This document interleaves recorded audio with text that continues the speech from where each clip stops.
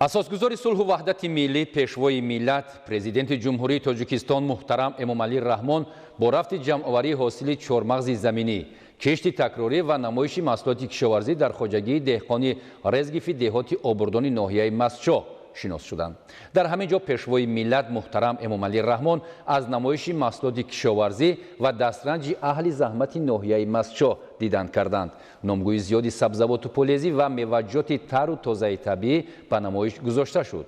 کشاورزان ناحیه محصولات استحصال نموده خود از جمله کارتوشکا، پیاز، سبزی، پمیدار و بادرنگ، قلمفور بلغاری، بایمجان، تربوز و خربوزه، سیب و نوک، انگور و شفتالو را به معرض گذاشتند.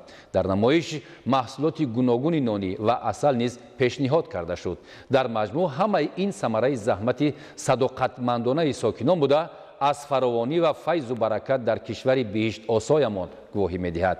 پرزیدنت جمهوری تاجیکستان محترم امامعلی رحمان در خواجگی دهقانی رزگیف با جمع‌آوری حاصل چهارمغز زمینی و نشأونمای کشت تکراری شناس شدند. اطلاع داده شد که خواجگی دهقانی رزگیف با اسوسیاسیون خواجگی‌های دهقانی فردوسی شامل بوده سال 2003 تأسیس یافته است. خواجگی مذکور دارای 57 گکتار زمین می باشد که در آن کشت و پرورش محصولات گوناگون کشاورزی از جمله چهارمغز زمینی به راه مانده شده است. در خواجگی 155 سهامدار فعالیت داشته، راهبری آن را دهقانی با تجربه و کاردان میرزا محمد صابرов بر عهده دارد. به تاکید سرور دولت طلبات به چهارمغز زمینی در خارج مملکت زیاد است و مغز آن در آماده کردن محصولات قنادی وسیع استفاده می شود. از این خاطر کشاورزان را برای استحصال بیشتر این نوع محصولات و صادرات آن به بازارهای منطقه و جهان هدایت نمودند.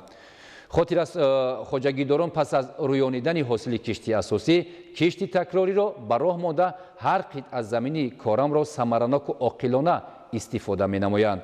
استفاده با ثمر زمین امکان فراهم آورده است که اهل زحمت ناحیه مسچو حاصل خوب محصولات کشاورزی به دست آورند و سطح زندگی خود را بهتر نمایند. سرور دولت محترم امامعلی رحمان خواجگیداران را به استفاده ثمرناک زمین و گرفتن حاصل دلخواه هدایت کردند. ساکنان ناحیه مسچو در برابر پرورش و استحصال نوع‌های گوناگون محصولات کشاورزی با کشت چهارمغز زمینی در قطعه‌های نزد حولگی و زمین‌های پرزیدنتی مشغول بوده از برکت زمینداری روزگاری با سعادت دارند.